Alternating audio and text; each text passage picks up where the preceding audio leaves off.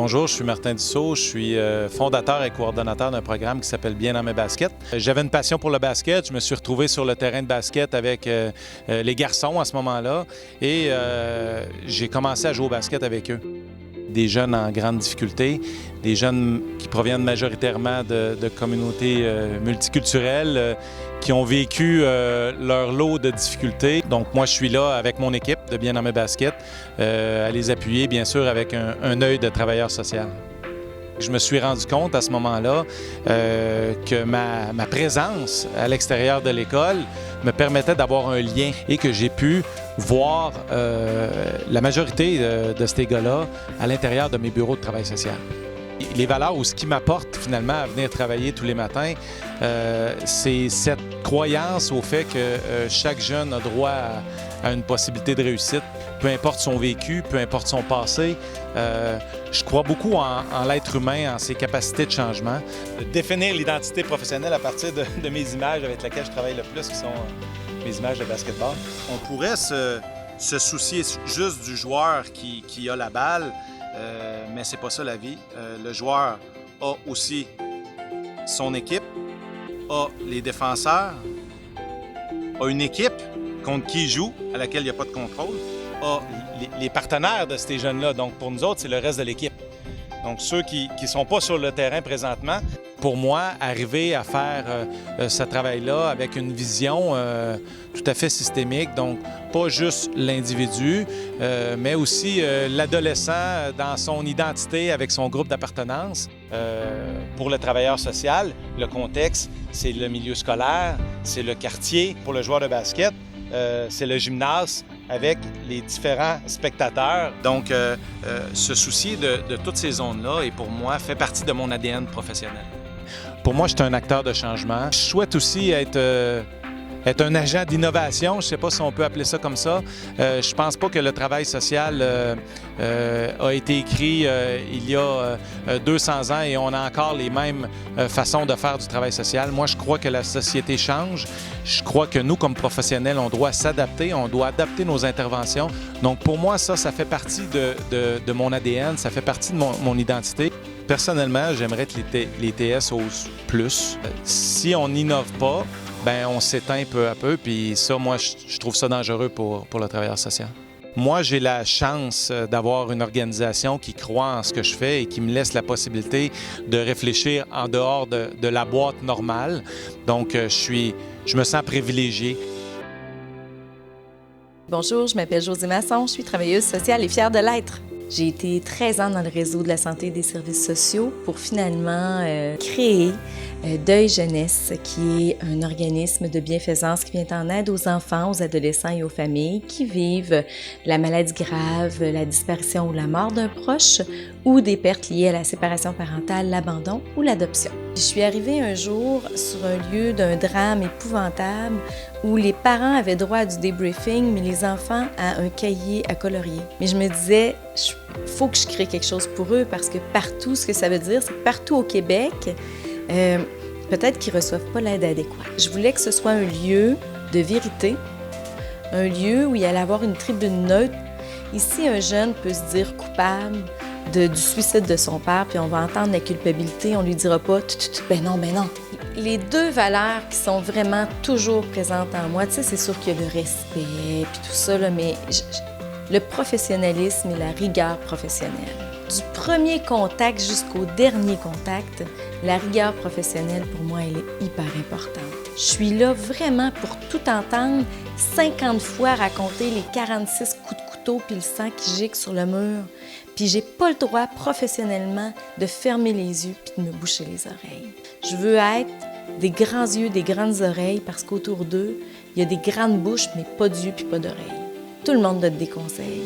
C'est pas ça qu'on fait ici à Deuil Jeunesse. L'identité professionnelle d'une travailleuse sociale, pour moi, c'est la façon dont on se définit, c'est la façon dont, à chaque fois qu'on intervient puis qu'on est en situation d'intervention, moi, je me pose la question, est-ce que je suis une travailleuse sociale là ou je suis autre chose?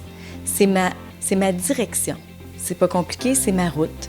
Ce qui définit davantage le travailleur social, je crois, c'est toute la question de l'utilisation du réseau d'être centré sur le ici et maintenant. C'est pas tant dans le pourquoi, mais dans le comment. Comment on va faire tous ensemble, l'école, moi, le parent, pour faire que ce jeune-là va devenir confortable dans une vie avec une épreuve aussi grande que celle-là. Il faut savoir comment traduire notre identité professionnelle en outils. On n'est pas des aidants naturels, on est des professionnels. On n'est pas animé par le gros bon sens, on est animé par une identité professionnelle. C'est de se définir et d'en être fier aussi. Je pense pas qu'on peut être heureux dans notre travail si on n'est pas fier et qu'on ne sait pas vraiment c'est quoi notre rôle. Je suis extrêmement heureuse à chaque fois que je me pose des questions sur mon identité et sur ce que je fais. Si ça répond puis que la raison d'être de ce que je veux être puis la raison d'être de ma profession, ça va dans la même lignée, bien moi, c'est ce qui fait que je sens que je suis une travailleuse sociale, vraiment. David Goudreau, en tant qu'humain, c'est quelqu'un d'assez complexe, mais je dirais que je suis un beau mélange de travailleur social, poète, ensuite romancier, écrivain, j'écris aussi pour des chanteurs. Mais cette idée du travail social est vraiment au cœur de ce que je fais, de ma démarche artistique. Comme artiste, ça m'ouvre des portes pour rencontrer certaines clientèles, entre autres les centres de détention où je vais donner des ateliers de création avec des gars qui en ont long à dire. Et il y a des choses qui sortent là que j'aurais probablement pas pu faire sortir en débarquant comme travailleur social. On va s'asseoir et on va parler de nos affaires.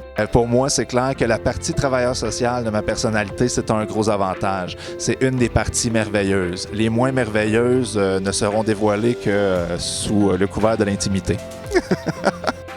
Je dirais que j'ai comme valeur la valeur de l'effort. Et ça, je l'ai comme artiste parce que c'est une jungle, le milieu artistique.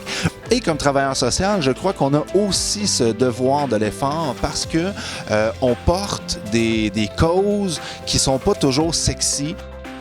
Pour moi, l'identité professionnelle du travailleur social, la spécificité de cette identité-là versus tous les autres intervenants en relation d'aide, peu importe le titre, l'ETS, l'ATS, selon moi, c'est celui qui doit avoir la vision globale. C'est celui qui doit avoir le pas de recul qui lui permet d'inscrire ce que vit l'individu ou la famille ou la communauté dans quelque chose de plus grand. Alors que le poète veut dire le monde, veut recevoir pour dire le monde, bien, le travailleur social veut comprendre le monde pour le changer, pour l'améliorer. Et entre autres, avec cette main tendue, cette disponibilité que les TS doivent avoir pour le monde dans le monde. Et le travailleur social, c'est celui qui devrait se permettre dans son organisation de dire oui, mais il ne faut pas perdre de vue qu'autre chose est possible, que nous ne sommes pas condamnés à intervenir toujours de la même façon, que nous ne sommes pas condamnés à offrir des services sans questionner les ressources qu'on nous donne pour offrir ces services-là. Et c'est d'ailleurs un des dangers au niveau de l'identité professionnelle des TS, c'est de devenir des agents de contrôle social, beaucoup plus que des agents de changement social. Le grand défi pour les travailleurs sociaux qui débarquent dans leur bureau en ce moment, c'est de respecter leur formation et qui ils sont. C'est-à-dire de ne pas devenir justement des donneux de services au nom d'un système qui a envie de resserrer la ceinture.